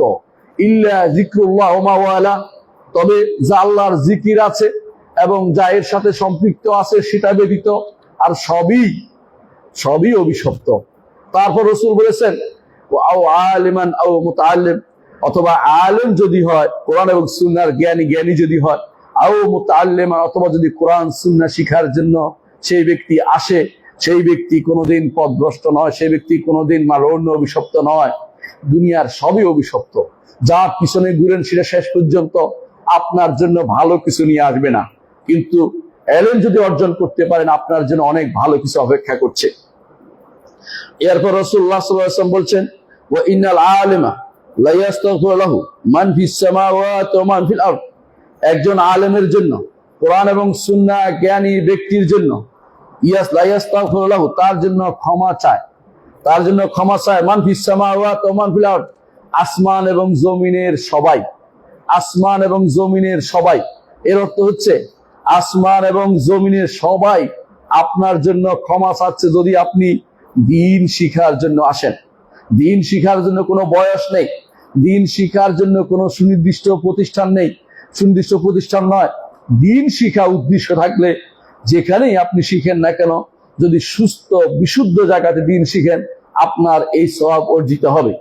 এই জন্য রাসূলুল্লাহ সাল্লাল্লাহু আলাইহি ওয়াসাল্লাম হাদিসের শেষ অংশে বলেছেন, ওয়াল হিতানু ফি জাওফিল মা, এমনকি মাছেরা পর্যন্ত আপনার জন্য দোয়া করে, পানির অভ্যন্তরে বসে তারা আপনার জন্য দোয়া করে। একজন তালেবে ইলম সারাদিন দোয়ার মধ্যে শরীক হতে পারে। একজন আলেমের চেয়ে আমি দেখি তালেবে ইলমের মর্যাদা এত বেশি, এই জন্য অনেকেই নিজেকে তালেবে ইলম পরিচয় দিতেন, যাতে করে এই জায়গায় পৌঁছতে পারে এবং তারা এই দুনিয়াতে যারা আছে, উপরে যারা আছে, আসমানে যারা আছে, জমিনে যারা আছে, সবার পক্ষ থেকে তারা ইস্তেগফার বা ক্ষমা প্রার্থনা পেতে পারে। সেই জন্য আমাদেরকে মনে ধারণ করতে হবে আগে যে আমরা কত বড় কাজের মধ্যে আছি। যারা দ্বীন ইলম শিক্ষা অর্জন করছে তারা যে কত বড় কাজের মধ্যে আছে, দুনিয়ার সবচেয়ে শ্রেষ্ঠ কাজটি তারা করছে, এই কথা তারা অন্তরে ধারণ করতে হবে। যদি দুনিয়ার কোনো উদ্দেশ্য থাকে সেটা পাবেন না। কারণ মুহাম্মদুর রাসূলুল্লাহ সাল্লাল্লাহু আলাইহি ওয়াসাল্লাম বলেছেন যে ইলম দিয়ে আল্লাহ সন্তুষ্ট অর্জন করতে হয়, সে ইলম যদি কোনো নিছক দুনিয়ার জন্য কেউ করে, যদি দিনের জন্য করার পর দুনিয়া আসে, এটা ফেলে দিতে আমি বলছি না, কিন্তু যদি শুধু দুনিয়ার জন্য করে, একটা মোটা কাগজের জন্য করে, অথবা কেউ তাকে আলেম বলবে এই জন্য করে, রাসূলুল্লাহ সাল্লাল্লাহু আলাইহি ওয়াসাল্লাম বলেছেন, লাম ইয়াজিদ আরাফাল জান্নাহ, জান্নাতের সুগন্ধিও সে ব্যক্তি পাবে না। এই জন্য আপনার নিয়তটাকে খালেস করতে হবে যে আমি একমাত্র আল্লাহকে সন্তুষ্ট করার জন্য শিখছি, আমি একমাত্র আল্লাহর দ্বীনকে মানার জন্য শিখছি, আল্লাহর দ্বীনকে প্রচার প্রসারের জন্য শিখছি। আমি যে দায়িত্ব নিয়েছি এই দায়িত্ব বিশাল, এই দায়িত্ব আমাকে পালন করে যেতে হবে। এরপর রাসূলুল্লাহ সাল্লাল্লাহু আলাইহি ওয়াসাল্লাম বলেছেন, ওয়া ইন্না ফাদল আলিমি আলাল আবিদি কাফাদলিল কামারি লাইলাতাল বদর আলা সাইরিল কাওয়াকিব, একজন আলেমের মর্যাদা একজন আবেদের উপরে, ইবাদতকারী সাধারণ একজন মানুষের উপরে একজন আলেমের মর্যাদা হচ্ছে চাঁদের মর্যাদা। চাঁদ তো কি মর্যাদা? আলোর দিক থেকে, এর আলোর দিক থেকে বলার উদ্দেশ্য, সেজন্য বলছেন লাইলাতুল বদর, অর্থাৎ পূর্ণিমার রাতে চাঁদের আলো অন্য তারকার চেয়ে বেশি যেমন হয়, তেমনি ভাবে সাধারণ ইবাদতকারীর উপরে আলেমের মর্যাদা এত বেশি। এরপর রাসূলুল্লাহ সাল্লাল্লাহু আলাইহি ওয়াসাল্লাম বলেছেন, ওয়াইনাল উলামা ওয়ারাসাতুল আম্বিয়া, আর আলেমরা হচ্ছেন সবাই নবীদের ওয়ারিস। ওয়াইনাল আম্বিয়া লাম ইউরিসু দিনারান ওয়ালা দিরহামান, নবীরা কোনো দিনার ও দিরহামের ওয়ারিস করেন না। ইন্নামা ওয়ারাসুল ইলমা, তারা শুধুমাত্র ইলমের ওয়ারিস করে যান। নবীদের ওয়ারিস করা ইলম হচ্ছে কোরআন এবং সুন্নাহ, কিতাব এবং সুন্নাহ। নির্দিষ্টভাবে কোরআন তো সব সময় ছিল না, আগে তো অন্য কিতাব ছিল, কিন্তু আমাদের জন্য কোরআন এবং আমাদের জন্য আমাদের নবীর আদর্শ হচ্ছে আমাদের জন্য তিনি রেখে গেছেন, সেটা হচ্ছে ওয়ারিস। এই জন্য আবু হুরায়রা রাদিয়াল্লাহু আনহু একদিন তিনি বলছেন বাজারে গিয়ে, তোমরা এখানে বসে আছো অথচ মসজিদের ভিতরে নবীর মিরাজ বন্টন হচ্ছে। সবাই টাকা মনে করে দৌড়ে এসে দেখলো কিছুই না, এখানে কাল আল্লাহ কাল রাসূল আলোচনা হচ্ছে। তারা গিয়ে বলল যে আমরা তো কোনো টাকা পয়সা দেখলাম না। তখন তিনি বললেন যে তোমরা কি দেখো না একজন সেখানে হাদিস পড়াচ্ছে, আল্লাহর কোরআন শিক্ষা দিচ্ছে। এইটাই হচ্ছে নবীর ওয়ারিস। যদি কেউ নবীর ওয়ারিস হতে চায় তাকে অবশ্যই কোরআন এবং সুন্নাহ পড়তে হবে। কোরআন এবং সুন্নাহ যতটুকু নিবেন ততটুকু আপনার দ্বীনের মর্যাদা নির্ধারিত হবে। আমার কথা নয়, রাসূল বলেছেন তামান আখাদাহু আখাদা বিহাদ্দিন ওয়াফির, যে কেউ কোরআন এবং সুন্নাহর ইলম নিতে পেরেছে, নবীর রেখে যাওয়া ইলম নিতে পেরেছে, তাহলে সেই ব্যক্তি পরিপূর্ণ অংশ নিতে পেরেছে। রাওয়াহু আবু দাউদ ও তিরমিজি ওয়া হুয়া হাদিসুন হাসান। আবু দাউদ তিরমিজি হাদিসটি বর্ণনা করেছেন, হাদিসটি হাসান হাদিস। এই জন্য আমাদেরকে বুঝতে হবে নিজের মর্যাদা কতটুকু আল্লাহ তাআলা দিয়েছেন, নবী দিয়েছেন। আলেমদের মর্যাদা, সে আলেম হচ্ছে কোরআন এবং সুন্নাহর জ্ঞান যার কাছে রয়েছে। এই হাদিসে আরেকটি মর্যাদার বিষয় আমি উল্লেখ করতে চাই, সেটা হচ্ছে ফেরেশতারা তালেবে ইলমের জন্য বিনয় প্রকাশ করছে। যাদের কোনো গুনাহ নাই তারা আলেমের জন্য বিনয় প্রকাশ করছে, তালেবে ইলমের জন্য বিনয় প্রকাশ করছে। আপনি যদি সেটা ধারণ করতে পারেন, আপনার মনে যদি সেটা আসে, আপনি কোনোদিন আর ইলমে শরীর ব্যাপারে খারাপ কথা বলবেন না। যারা খারাপ ভাবে চিত্রায়িত করে, যারা আলেমদেরকে মনে যে বেকার মনে করে, তারাই তো বেকার। কারণ কাজ তো সেটাই হবে আখিরাতে যেটা কাজে লাগবে। দুনিয়াতে যত কিছুই আপনি করে যান না কেন, কালভার্ট করেছেন, বিল্ডিং করেছেন, ওইটা করেছেন, কবরে কিছুই যাবে না। কবরে যাবে শুধুমাত্র যেটা আখিরাতের পাথেয়, সেটাই শুধুমাত্র যাবে। দুনিয়ার কোনো কিছু আখিরাতে আপনি নেয়ার ক্ষমতা নেই। আলেম শরিয়ার ওয়ারিস হয়েছে। এই জন্য আলেম কেন নবীদের ওয়ারিস হয়েছে? আবেদের উপরে তার স্থান কেন হলো? কারণ আবেদের কাজ তার নিজের সাথে শুধু সম্পৃক্ত, আরেকজনকে উপকৃত করছে না। কিন্তু একজন আলেম নিজে উপকৃত হবে, আরেকজনকে উপকৃত করবে। এই জন্য যেটা অন্যকে উপকৃত করা যায় সেটার মর্যাদা বেশি। যারা রাত জাগে ইবাদত করেন তারা ভালো কাজ করছেন, কোনো সন্দেহ নেই। কিন্তু যারা রাত জেগে যারা কোরআন হাদিস চর্চা করছেন, কোরআন হাদিস পড়ছেন, দ্বীনের কাজ করছেন, তাদের মর্যাদার সাথে কারো কোনো মর্যাদা কোনোদিন একসাথে হবে না। যত ইবাদতকারী হোক না কেন, তার চেয়ে যেই ব্যক্তি কোরআন এবং সুন্নাহ নিয়ে কাজ করেন, আল্লাহর বিধান নিয়ে কাজ করেন, আল্লাহর শরিয়া নিয়ে নিজেকে ব্যস্ত রাখেন, সেই ব্যক্তির মর্যাদা অনেক বেশি। সারা রাত ধরে ইবাদত করার চেয়ে একটি হাদিস জেনে সেটার ব্যাখ্যা করা, সেটা নিয়ে মানুষের কাছে যাওয়া খুব বেশি দরকার। এটার মর্যাদা অনেক বেশি, এটার সাথে কোনো কিছুর মর্যাদার তুলনা চলে না। এই জন্য আপনাকে সে ইবাদতের দিকে মুহাম্মদুর রাসূলুল্লাহ সাল্লাল্লাহু আলাইহি ওয়াসাল্লাম উৎসাহিত করেছেন যে ইবাদতটি অপরের প্রতিও কাজে লাগে, শুধু নিজের কাজ করে তা নয়। একজন মানুষ তোয়াফ করলে তার নিজের জন্য হয়, একজন মানুষ হজ করলে তার নিজের জন্য হয়, একজন মানুষ উমরা করলে নিজের জন্য হয়। একজন মানুষ যদি কোনো একটা ফিকহের মাসআলা একজনকে শিক্ষা দেন, তাহলে সেটা অনেক বেশি মূল্যবান। ইমাম মালিক রাহমাতুল্লাহ আলাইহি তার মৃত্যুর সময় বলেছেন, আমি মনে করি যে একটি মাসআলা যদি কাউকে শিক্ষা দেই, সেটা 1 মাস আল্লাহর ঘরের তোয়াফ করার চেয়ে বেশি মর্যাদাপূর্ণ। একটি মাসআলা শিক্ষা দেয়া, মাসআলা আপনি কিভাবে শিক্ষা দেবেন যদি কোরআন এবং সুন্নাহ না জানেন? যদি দ্বীনের ফিকহ না জানেন, মাসআলা শিক্ষা দিতে পারবেন না। সেজন্য আপনার এই চিন্তা থাকতে হবে, কোরআন এবং সুন্নাহ শিখাবো, ইবাদত কম করলেও আল্লাহ আমাকে পুষিয়ে দিবেন, এটা খুবই দরকার। কোরআন এবং সুন্নাহর জ্ঞানটা অর্জন করা আমার বেশি দরকার। এটাকে সব সময় আপনার মাথায় রাখবেন। চতুর্থ যে কাজটি করা দরকার তা হচ্ছে জগতের সমস্ত কিছু আপনার জন্য কেন ক্ষমা প্রার্থনা করবে? কারণ এটা এমন এক জিনিস যে এই জগৎটাই তো সৃষ্টি হয়েছে আল্লাহর ইবাদত দাসত্ব করার জন্য। আপনি যখন দাসত্বের পথ বাতলে দিবেন, বিশুদ্ধ পথ বাতলে দিবেন, আপনি হবেন সর্বশেরবা। আপনার চেয়ে বড় কেউ হইতে পারবে না। যে কেউ এটা বুঝতে পারবে, এই পথের যত কষ্ট তার কাছে তুচ্ছ মনে হবে, যে এই পথের কষ্ট কিছুই না, আমি একটা বিশাল উদ্দেশ্য নিয়ে আছি। আপনারা যারা ইউনিভার্সিটিতে পড়তে আসেন, একটা বিশাল উদ্দেশ্য নিয়ে 4টা বছর কষ্ট করে। কিন্তু আপনি যদি কোনো একটা কষ্ট করেন কাজে লাগবে এখন। আর যারা ইউনিভার্সিটির মোটা কাগজ পাওয়ার জন্য 4টা বছর কষ্ট করেন, সেটা তারা যখন পান তখন সেটা কাজে লাগবে। কিন্তু আপনি যদি এখনই কোনো একটা কাজ করে বসেন, সুবহানাল্লাহ, আলহামদুলিল্লাহ, লা ইলাহা ইল্লাল্লাহ, আল্লাহু আকবার, কাউকে শিক্ষা দেন সালাত, কাউকে যাকাত শিক্ষা দেন, কাউকে হজের নিয়ম শিক্ষা দেন, কাউকে মাসআলা বলেন, আপনি হবেন সর্বসেরা। সময় লাগবে না, 4 বছর লাগবে না, প্রতি মুহূর্ত আপনি সেরা। এই জিনিসটা আপনি উপলব্ধি করার চেষ্টা করবেন। এটা একজন তালেবে ইলমের জন্য বিশাল সুসংবাদ। পঞ্চমত যে সুসংবাদ আপনার জন্য রয়েছে তা হচ্ছে, রাসূলুল্লাহ সাল্লাল্লাহু আলাইহি ওয়াসাল্লাম আমাদেরকে জানিয়েছেন যে যেই ব্যক্তি ইলম অর্জনের জন্য বের হয়, সে ব্যক্তি আল্লাহর রাস্তায় জিহাদের জন্য বের হয়। সলফে সালিহিন বলতেন, যে ব্যক্তি ইলমকে জিহাদ মনে করে না, সে ব্যক্তি ইলম সম্পর্কে জানেনি, জিহাদ সম্পর্কে জানতে পারেনি। অনেকে জিহাদ মানে শুধু মারামারি বুঝছে। আমাদের দেশের মতো রাষ্ট্রগুলোতে সবচেয়ে বড় জিহাদ হচ্ছে দ্বীনি ইলম অর্জন করা, যেখানে শয়তানের দোসররা আল্লাহর দ্বীন থেকে সরিয়ে দেওয়ার জন্য, আল্লাহর দ্বীনকে সংকুচিত করার জন্য আল্লাহর দ্বীনকে ইউনিভার্সিটিগুলো থেকে সরিয়ে দিয়েছে। আপনি শত শত ইউনিভার্সিটি পাচ্ছেন, সরকারি বেসরকারি। এই ইউনিভার্সিটি পাবলিক অথবা প্রাইভেট ইউনিভার্সিটি পাবেন, আল্লাহর দ্বীন শিখানো হয় না। যা শিখানো হয় তাতে আপনি আল্লাহর দ্বীন থেকে দূরে সরে যান দিনে দিনে। সেই জায়গাতে আপনি যদি আল্লাহর দ্বীন শিখতে পারেন, আপনি জিহাদে লিপ্ত আছেন, যিনি পড়াচ্ছেন তিনি জিহাদে লিপ্ত আছেন, তিনি দাওয়াত দিবেন তিনি জিহাদে লিপ্ত আছেন।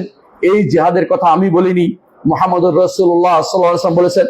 তিনি বলেছেন, মান জাআ মাসজিদি হাযা লাম ইয়াতিহি ইল্লা লিখায়রিন ইয়াফআলুহু ইয়ালামুহু ইতাআল্লামুহু আও ইয়ালামুহু ফাহুয়া বিমানজিলাতিল মুজাহিদ ফি সাবিলিল্লাহ, রাওয়াহু ইবনে মাজাহ বিসনাদিন হাসান।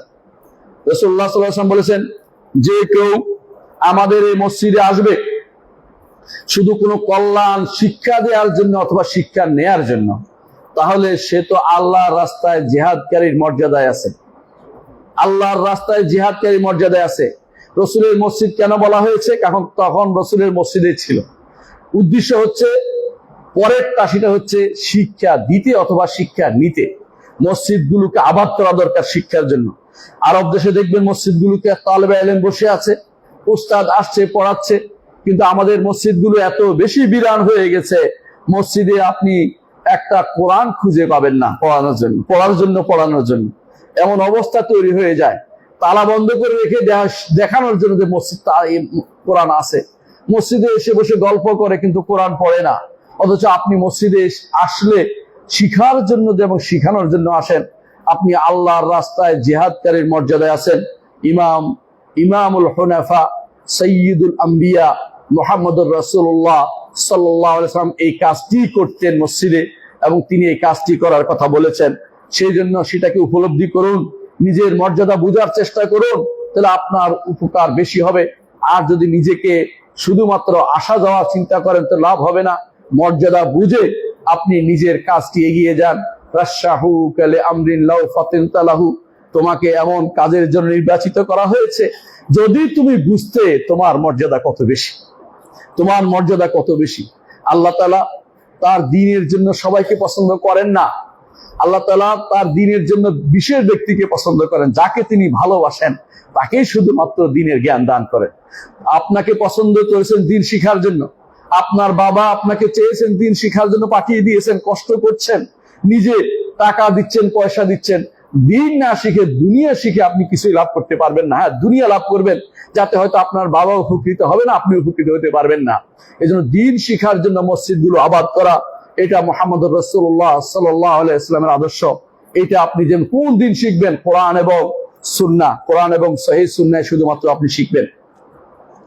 ষষ্ঠ যে উপকারিতা, সেটা মুহাম্মদুর রাসূলুল্লাহ সাল্লাল্লাহু আলাইহি ওয়াসাল্লাম তিনি বলেছেন, মুজাহিদদেরকে তিনি দুই ভাগে আল্লাহ তাআলা নিজে ভাগ করে দিয়েছেন। মুজাহিদদেরকে আল্লাহ তাআলা কোরআনে কারীমে মুজাহিদদেরকে দুটি ভাগ করে দিয়েছেন।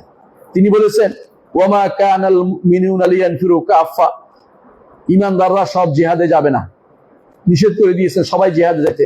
একটা ভাগকে তিনি বলেছেন তারা যেন দ্বীনের জ্ঞান অর্জন করে, সেজন্য অবস্থান করে।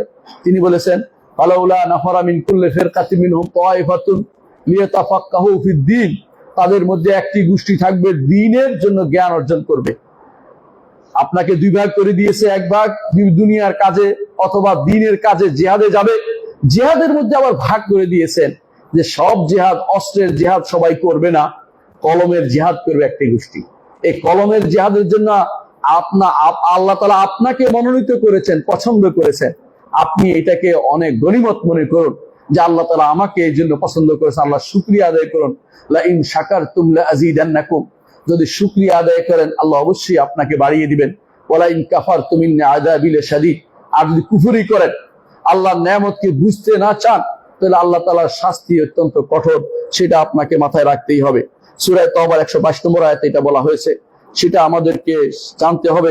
অর্থাৎ আমাদের কাজ হচ্ছে, যারা তালেবে ইলম অর্জন করতে এসেছেন তাদের জন্য আর কোনো জিহাদ নেই। আপনার জিহাদ হচ্ছে ইলম অর্জন করা। আপনাদের মধ্যে কিছু লোককে কেউ কেউ বিভ্রান্ত করতে পারে, অমুক দেশ তমুক দেশের কথা শোনাতে পারে। অমুক দেশ তমুক দেশের জিহাদের ক্ষমতা আপনার নাই। আপনার যেই জায়গায় ক্ষমতা আছে সেটা করুন। আমি একদিন আমার উস্তাদ শেখ আব্দুল মোহসিন আব্বাদের কাছে ছিলাম, তার বাড়িতে, তার বাসায়। এমন সময় ফিলিস্তিন থেকে কিছু যুবকরা আসে বলে আমাদের কিছু নসিহত করুন। তিনি তাদেরকে নসিহত করলেন, তোমরা একমাত্র জ্ঞান অর্জনের মধ্যে সময় ব্যয় করবে। আমি তোমাদের কাছে চাই তোমরা জ্ঞান অর্জনের সময় ব্যয় করো। কেন? তোমাদের দ্বারা সবকিছু হবে না, কিন্তু জ্ঞান অর্জন হলে তোমাদের লোকদেরকে তোমরা দ্বীন সম্পর্কে জানাতে পারবে। কারণ বাতিল ওই সময়ে শুধু ঢুকে যখন সেখানে জ্ঞানের অবস্থান থাকে না। আল্লাহ তাআলা যার জ্ঞান দিয়েছেন তাদের মধ্যে বাতিলের উপরে কোনো কিছু রাখেন নাই। বাতিল সেখানে জয়লাভ করতে পারে না। আল্লাহ তাআলা যখন ইবলিস যখন পথভ্রষ্ট হয়েছিল, তখন সে বলেছিল যে আমি তাদের সবাইকে সবাইকে পথভ্রষ্ট করে দেব, ইল্লা ইবাদাকা মিনহুল মুখলাসিন, তবে আপনার খালেস বান্দাদেরকে আমি কিছু করতে পারবো না। আপনি খালেস বান্দাদের অন্তর্ভুক্ত হয়ে যান। আরো একটি উপকারিতা হচ্ছে কেন আপনাকে তার ইলমে দ্বীন শিখতে হবে, সেটা হচ্ছে এটাকে ফরজ করে দেয়া হয়েছে। নবী সাল্লাল্লাহু আলাইহি ওয়াসাল্লাম বলেছেন, তালাবুল ইলমি ফরিদাতুন আলা কুল্লি মুসলিম, প্রতিটি মুসলিমের উপরে এই ইলম অর্জন করা ফরজ। অনেকে বলবেন দুনিয়ার ইলম না, এইটা ফরজটা হচ্ছে দ্বীনি ইলম অর্জন করা, কোরআন এবং সুন্নাহর জ্ঞান অর্জন করা। ইমাম ইবনে মাজাহ হাদিসটি বর্ণনা করেছেন, হাদিসটির সনদ হাসান। আরেকটি উপকারিতা হচ্ছে, দুনিয়ার বুকে আপনি যদি কোনো জ্ঞান অর্জন করেন, আপনার জন্য 4টি সুসংবাদ, বিশেষ পুরস্কারের কথা আমার নবী ঘোষণা করেছেন। 1 নম্বর হচ্ছে, রাসূল বলেছেন, মা মিন কওমিন ইজতানুনা ফি বাইতিন মিন বুয়ুতিল্লাহ ইয়াতাআল্লামুনাল কুরআনা ওয়া ইয়াতাদারাসুনাহু বাইনাহুম, কোন একটি গোষ্ঠী যদি কোন আল্লাহর ঘরে একত্রিত হয়, কোরআন শিখে এবং শিখায়, কোরআন নিয়ে তাদারুস করে, স্টাডি করে, তাদের 4টি উপকারিতার কথা মুহাম্মদ রাসূলুল্লাহ সাল্লাল্লাহু আলাইহি ওয়াসাল্লাম বলেছেন। 1 নম্বর হচ্ছে, হাফাতুহুমুল মালায়েকা, ফেরেশতারা তাদেরকে ঘিরে রাখে। আপনি দেখতে পান না, কিন্তু অবশ্যই ফেরেশতারা আপনাদের ঘিরে আছে। ওয়া গাশিয়াতুহুমুর রাহমা, রহমত তাদের উপর ঢেকে আসে, অর্থাৎ তাদের উপর রহমত ঢেকে আসে। ওয়া তানাজ্জালাত আলাইহিমুস সাকিনা, তাদের উপর আল্লাহর প্রশান্তি নাজিল হয়, তাদের অন্তরে প্রশান্তি নাজিল হয়। ওয়া যাকারাহুমুল্লাহু ফীমান ইনদা, আল্লাহ তার কাছে যারা আছে তাদের কাছে আপনার কথা স্মরণ করেন। দুনিয়ার বুকে আপনি যতই আল্লাহকে স্মরণ করতে দাবি করেন না কেন, যতক্ষণ পর্যন্ত বিপরীতটা না হবে, আল্লাহ আপনাকে স্মরণ না করবে, সেটা কোনো কাজে লাগে না। আল্লাহ আপনাকে তখনই স্মরণ করবেন যখন আল্লাহ তাআলার পছন্দনীয় জায়গাতে আপনাকে পাবেন। আল্লাহর পছন্দনীয় জায়গা হচ্ছে কোরআন এবং সুন্নাহর জ্ঞান। যে ব্যক্তি কোরআন এবং সুন্নাহর জ্ঞান অর্জন করবে, সেই ব্যক্তিকে আল্লাহ তাআলা পছন্দ করবেন এবং সেই ব্যক্তির কথা আলোচনা করবেন। কার কাছে? ফেরেশতাদের কাছে আলোচনা করবেন। তার কাছে ফেরেশতারা রয়েছে, আরশের চারপাশে ফেরেশতারা আছে। ওয়া তারাল মালাইকাতা হাফিনা মিন হাওলিল আরশি ইউসাব্বিহুনা বিহামদি রাব্বিহিম, এখনো ফেরেশতারা সফ কাতার বন্দী হয় আরশের চারপাশে। আরশ অনেক বড়, তার নিচে চারপাশে তারা কাতার বন্দী হয়ে দাঁড়ায়। মুহাম্মদ রাসূলুল্লাহ সাল্লাল্লাহু আলাইহি ওয়াসাল্লাম সেজন্য বলেছেন, তোমাদের কাতারগুলিকে সেরকম করবে না, তোমাদের কাতারগুলি কি সেরকম করবে না। যেরকম ফেরেশতারা আরশের চারপাশে তারা দাঁড়ায়, কিভাবে দাঁড়ায়? ইয়াতিমুনা সাফাল আউয়াল ফাল আউয়াল, প্রথম কাতার পূর্ণ করে, তারপর দ্বিতীয় কাতার পূর্ণ করে। কত কাতার তা আমরা জানি না। আরশের চারপাশে এভাবেই ফেরেশতারা কাতার বন্দী হয়ে আছে। আপনার এই মসজিদগুলোতে আপনি যদি কোনো আল্লাহ তাআলার কথা শুনেন, পড়েন, কোরআন এবং সুন্নাহ নিয়ে আলোচনা করেন, আপনার কথা আল্লাহ তাআলা ফেরেশতাদের কাছে আলোচনা করবেন। দুনিয়ার বুকে আপনি যতই পরিচিত ব্যক্তি হন, উপরে যদি কোনো আল্লাহর কাছে পরিচিত ব্যক্তি না হলে কোনো লাভ নেই। মরার পরে সব শেষ। হয়তো এখন আপনার মনে রাখবে, কয়দিন পর কেউ আপনার কথা স্মরণ করবে না। কিন্তু আল্লাহ তাআলা যারা আল্লাহর কথা স্মরণ করে, আল্লাহর দ্বীনের যারা খাদেম, নবী এবং সিদ্দিক, শহীদ, তাদের কথা কিয়ামত পর্যন্ত মানুষের মধ্যে স্মরণ রেখে দেন। এই জন্য আল্লাহ তাআলা কাছে ইব্রাহিম আলাইহিস সালাতু ওয়াস সালাম দোয়া করেছেন। কি দোয়া করেছেন? তিনি বলেছেন যে ওয়াজআলনি লিসানা সিদকিন ফিল আখিরিন, আল্লাহ পরবর্তীদের মধ্যে আমার উত্তম স্মরণ রাখুন। আমরা এখনো ইব্রাহিম আলাইহিস সালাতু ওয়াস সালামকে উত্তম স্মরণ করি। সালাত করতে হলে ইব্রাহিমের নাম একবার না একবার আসেই, সালাত পড়লেই আসে।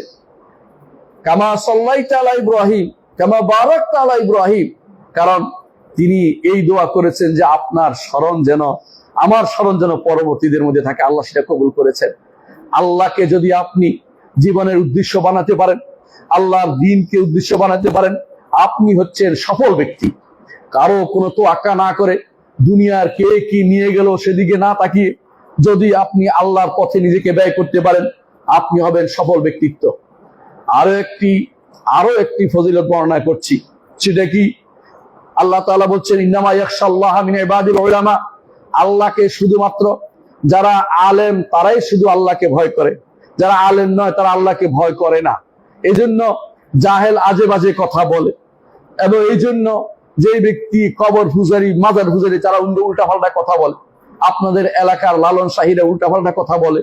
আপনাদের এলাকার লালনরা এই জন্য কুফরি কালামে লিপ্ত রয়েছে। অনেকেই ইসলাম আছে নিজেদের স্বীকারও করে না, কারণ তারা আল্লাহ সম্পর্কে জানে না। যারা আল্লাহ সম্পর্কে যত বেশি জানে, আল্লাহকে তারা তত বেশি ভয় করে। সূরা ফাতির 28 নম্বর আয়াতে আল্লাহ সেটা বলেছেন। অনুরূপভাবে রাসূলুল্লাহ সাল্লাল্লাহু আলাইহি ওয়াসাল্লাম তিনি দোয়া করেছেন। আরো একটি ফজিলত হচ্ছে, তিনি দোয়া করেছেন যারা রাসূলের সুন্নতকে প্রচার প্রসার করবে, রাসূলের সুন্নাহ মানে হাদিসকে প্রচার প্রসার করবে, রাসূলের আদর্শকে প্রচার প্রসার করবে, নিজের জীবনে এবং মানুষের মধ্যে প্রচার প্রসার করবে, লেগে থাকবে। রাসূল দোয়া করেছেন, নাদ্দারাল্লাহু ইমরান সামিআ মিন্না হাদিসান, ওই ব্যক্তির চেহারাকে আল্লাহ সুউজ্জ্বল করে দেন যে ব্যক্তি আমাদের থেকে কোনো হাদিস শুনেছে, তারপর সেটা মুখস্থ করেছে, ফাহাফিজাহু হাত্তা ইউবাল্লিগা ইলা গায়রি, তারপর এটাকে আরেকজনের কাছে পৌঁছে দিয়েছে। ফারুব্বা হামিল ফিকহিন ইলা মান হুয়া আফকাহু মিনহু, একজন ফিকহ বহন করে আছে, সে আরেকজনের মুখাপেক্ষী হয়। আবার একজন ফিকহ বহন করছে, সে নিজে ফকিহ নাও হতে পারে, আরেকজনের কাছে পৌঁছে দিলে সেটা বেশি কাজে আসবে। অনেক হাদিসের বর্ণনাকারী আছে, তিনি হাদিসটা হয়তো বুঝেননি, যখনই সেটা ইমাম ইবনে তাইমিয়ার কাছে আসছে, তিনি সেটা থেকে একটা হাদিস থেকে 10টা শিক্ষা নিয়ে আসছে। বুঝানোর জন্য বলছি। এই জন্য অনেক সময় আপনার দায়িত্ব পৌঁছে দেয় হাদিসটা। হয়তো এমন এক ব্যক্তি আসবে যে ব্যক্তি এখান থেকে মাসআলা বের করবে, মানব জীবনের সফলতার সিঁড়ি তারা দেখিয়ে দিবে। এই জন্য রসুলের হাদিসকে মানুষের ঘরে দৌড় গোড়ায় পৌঁছে দিবেন। রসুলের হাদিস পড়বেন, নিজে রিয়াদুস সালেহিন পুরোটা পড়বেন, আরবাঈন নওয়াবিয়া 40 হাদিস পড়বেন এবং বুখারী মুসলিম পড়বেন। তাহলে আপনি বুঝতে পারবেন হাদিসের, আপনি রসুলের সাল্লাল্লাহু আলাইহি ওয়াসাল্লামের কথার সাথে নিজেকে রাখছেন, রসুলের ভালোবাসা সেটা করছেন। এটা আপনাকে অবশ্যই এগিয়ে নিতে হবে। ইমাম তিরমিজি আবু দাউদ হাদিসটি বর্ণনা করেছেন, হাদিসটি সহিহ। অনুরূপভাবে যারা আল্লাহর দ্বীনকে প্রসার করবে না, আল্লাহর দ্বীনকে প্রচার করবে না, দ্বীন অর্থ কোরআন এবং সুন্নাহর জ্ঞানকে প্রচার প্রসার করবে না, আল্লাহ তাআলা তাদেরকে ধমকি দিয়েছেন। আল্লাহ তাআলা বলছেন, ইন্নাল্লাযীনা ইয়াকতুমুনা মা আনজালাল্লাহু মিনাল বায়্যিনাতি ওয়াল হুদা, যারা আল্লাহ যা নাজিল করেছেন বায়্যিনাত এবং হুদা, প্রমাণ এবং হেদায়েত, কি নাজিল করেছেন? কোরআন এবং সুন্নাহ। এটা যারা গোপন করে, মিন বা'দি মা বায়্যানাহু লিন-নাস, মানুষের জন্য নবীর মাধ্যমে এবং কোরআন নাজিলের মাধ্যমে আল্লাহ সেটা প্রচার প্রসার করে দিয়েছেন। এরপরে মানুষ গোপন করে মানুষকে জানাবে না। আল্লাহ তাআলা বলছেন, উলাইকা ইয়ালআনুহুমুল্লাহ, তাদেরকে আল্লাহ লানত করেন। ওয়াইয়ালআনুহুমুল লাইনুন, যারা লানতকারী তারাও তাদের উপর লানত করেন।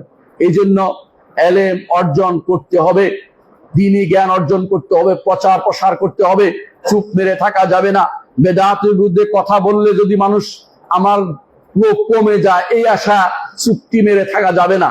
মানুষের আশায় অনেকের সাথে সাক্ষাৎ করা, অনেকের সাথে চেয়ার বদল করা, এগুলি চলবে না। হক কথা বলতে হবে যেখানে আপনি থাকুন না কেন, না হলে আপনি লানতের ভিতরে পড়বেন। মুহাম্মদ রাসূলুল্লাহ সাল্লাল্লাহু আলাইহি ওয়াসাল্লাম আরো বলেছেন যে যাকে কোনো ইলম দেয়া হয়েছে, শিখেছে সেইটা, তারপর সেটাকে গোপন করেছে, কিয়ামতের দিন সেই ব্যক্তি আসবে, তার মুখে আগুনের লাগাম থাকবে, আগুনে লাগাম থাকবে। হাদিস শুনে পরিবারে বলেন নাই, নিজে আমল করে যাচ্ছেন, চোরের মতো তা হবে না। হাদিস শুনবেন, প্রচার করবেন, প্রসার করবেন। ইমাম তিরমিজি হাদিসটি বর্ণনা করেছেন। তাছাড়া রাসূলুল্লাহ সাল্লাল্লাহু আলাইহি ওয়াসাল্লাম আরো বলেছেন, বাল্লিগু আন্নী ওয়ালাউ আয়া, একটি আয়াত হলো আমার থেকে তোমরা প্রচার প্রসার করো। আরো একটি উপকারিতা হচ্ছে, আল্লাহ তাআলা কোরআনে কারীমে যারা আলেম তাদের দিয়ে তিনি সবচেয়ে বড় জিনিস দিয়ে বলেছেন যে আলেম যারা তারা ফেরেশতাদের কাতারে। দলিল আল্লাহ তাআলা বলছেন, শাহিদাল্লাহু আন্নাহু লা ইলাহা ইল্লা হুয়াল মালায়েকাতু ওয়া উলুল ইলমি কায়িমান বিল কিসত, যে উলুল ইলম যারা হকের উপরে প্রতিষ্ঠিত থেকে ইলম অর্জন করেছে তারা ফেরেশতাদের কাতারে তারা রয়েছে। বিশাল ব্যাপার আল্লাহ তাআলা উল্লেখ করেছেন। কোন জায়গায় সাক্ষ্য দিচ্ছে? লা ইলাহা ইল্লাল্লাহর উপরে, আল্লাহ ব্যতীত সত্য কোনো ইলাহ নেই সেটার উপরে। এইটা যে ব্যক্তি অর্থ করতে পারে নাই, সত্য ইলাহ অর্থ মাবুদ বুঝে নাই, সে ব্যক্তি লা ইলাহা ইল্লাল্লাহ বুঝে নাই, তার ঈমান শুদ্ধ হয় নাই। যতক্ষণ পর্যন্ত লা ইলাহা ইল্লাল্লাহর অর্থ না বুঝবে, ঈমানদার হতে পারে না, নামাজও হবে না, কিছু তার শুদ্ধ হবে না, সালাত তার শুদ্ধ হবে না। এই জন্য আল্লাহর পক্ষ থেকে যেই আপনার প্রতি যে সুন্দর তাজকিয়া দেওয়া হচ্ছে যে আপনি হচ্ছেন সেরা ব্যক্তি, ফেরেশতাদের কাতারে যদি আপনি যেতে চান দ্বীনি ইলম আপনাকে শিখতে হবে। পরবর্তী আরেকটি ফজিলত হচ্ছে, আল্লাহ তাআলা ঈমানদারদের মর্যাদা, আলেমদের মর্যাদা বৃদ্ধি করেছেন, নিজে ঘোষণা করেছেন। সূরা মুজাদালা 11 নম্বর আয়াতে আল্লাহ তাআলা বলছেন, ইয়ারফাইল্লাহুল লাযিনা আমানু মিনকুম ওয়াল্লাযিনা উতুল ইলমা দারাজাত, তোমাদের মধ্যে যারা ঈমান এনেছে এবং ইলম প্রাপ্ত হয়েছে আল্লাহ সম্পর্কে, তাদেরকে আল্লাহ তাআলা বহু গুণ উপর রাখবেন। কিভাবে রাখবেন? রাসূলুল্লাহ সাল্লাল্লাহু আলাইহি ওয়াসাল্লাম বলেছেন, কিয়ামতের দিন বলা হবে, উঠো এবং তেলাওয়াত করতে থাকো, তার তীরের সাথে পড়ো, তাড়াহুড়ো নেই। যত উপরে তুমি পৌঁছতে পারবে পড়তে পড়তে, তত উপরে তোমার মর্যাদা নির্ধারিত হবে। এটা শুধু পড়া নয়, এটা দুনিয়াতে যারা এটার উপর আমল করেছে, এটা নিয়ে ব্যস্ত ছিল, তার মর্যাদা নির্ধারিত হবে। শুধু হেফজ করলে এই মর্যাদা নির্ধারিত হবে, এটা বোঝার কোনো কারণ নেই। অনুভাবে সূরা জুমারের 9 নম্বর আয়াতে আল্লাহ তাআলা বলছেন, কুল হাল ইয়াস্তাবিল লাযিনা ইয়ালামুন ওয়াল লাযিনা লা ইয়ালামুন, হে নবী আপনি বলে দিন, যারা জানে এবং যারা জানে না তারা কি সমান? কখনো সমান হইতে পারে না। যারা জানে এবং যারা জানে না তারা সমান হইতে পারে না। আপনি দেখুন দুনিয়ার বুকে সবাই যে জানে না সেও নিজেকে জানা মানে জ্ঞানী দাবি করতে চায় যে আমি জানি। কেউ বলে না যে আমি তো জাহেল, বলেন না, মানে জ্ঞানী হতে চায়। বোঝা গেল দুনিয়া মানুষও বুঝে যে জ্ঞানী আর মূর্খ একরকম না। সুতরাং আপনাকে জ্ঞানী হতে হবে। সেই জ্ঞানটা ওই সময় প্রকাশ হবে যে ব্যক্তি আল্লাহ সম্পর্কে জেনেছে এবং তার রাসূল সম্পর্কে জেনেছে, আল্লাহর দ্বীন সম্পর্কে জেনেছে। যে ব্যক্তি রাদিতু বিল্লাহি রাব্বান ওয়া বিল ইসলামি দীনান ওয়া বি মুহাম্মাদিন নাবিয়্যান, যেটা সকাল বিকাল বলেছে এবং আমল করেছে, সেই ব্যক্তি শুধুমাত্র এই মর্যাদা পেতে পারে। যারা এই মর্যাদা থেকে দূরে থাকবে তাদের একটি পরিণতি মুহাম্মদ রাসূলুল্লাহ সাল্লাল্লাহু আলাইহি ওয়াসাল্লাম বলেছেন, আমি শেষ করব ইনশাআল্লাহ। মুহাম্মদ রাসূলুল্লাহ সাল্লাল্লাহু আলাইহি ওয়াসাল্লাম বলেছেন, যখন আল্লাহ তাআলা ইচ্ছা করবেন দুনিয়ার মানুষকে যে তাদের থেকে ইলম উঠিয়ে নেবেন, তখন সরাসরি ইলম উঠাবেন না, আলেমদেরকে উঠিয়ে নিয়ে যাবেন। তারপর মানুষ প্রশ্ন করবে জাহেলদেরকে, জাহেলরা আলেম সাজবে, মুফতি সাজবে। আপনাদের আশেপাশে বহুত মুফতি এরকম আছে, যেরকম মুফতি সাজবে, দুনিয়া পাওয়ার জন্য ব্যস্ত হয়ে পড়বে, মিথ্যাচার দিয়ে জগৎ গড়ে তুলবে।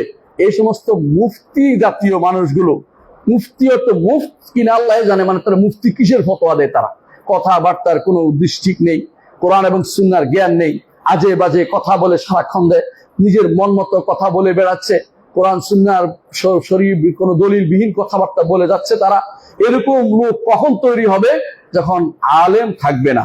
রাসূলুল্লাহ সাল্লাল্লাহু আলাইহি ওয়াসাল্লাম বলেছেন, আল্লাহ তাআলা যখন ইলম উঠিয়ে নিতে চাইবেন, আলেমদের তুলে নেবেন, তারপর মানুষ তখন জাহেলদেরকে নেতা বানাবে। ওই জাহেলের কাছে তারা দিন শিখার, দিনের কাছে দিন জিজ্ঞাসা করবে। জাহেলে তখন ফতোয়া দিবে না জেনে, এরপর নিজেও পথভ্রষ্ট হবে, অন্যকেও তারা পথভ্রষ্ট করবে। আজ সেটার ছড়াছড়ি চলছে। যাদেরকে আপনি আলেম মনে করেন তাদেরকে আপনি দেখবেন অনেকেই তারা শুদ্ধ করে কোরআনও পড়তে পারে না। আমি একজনকে জানি 10 খণ্ডের তাফসীর লিখে ফেলছে, হাদিস অস্বীকার করে।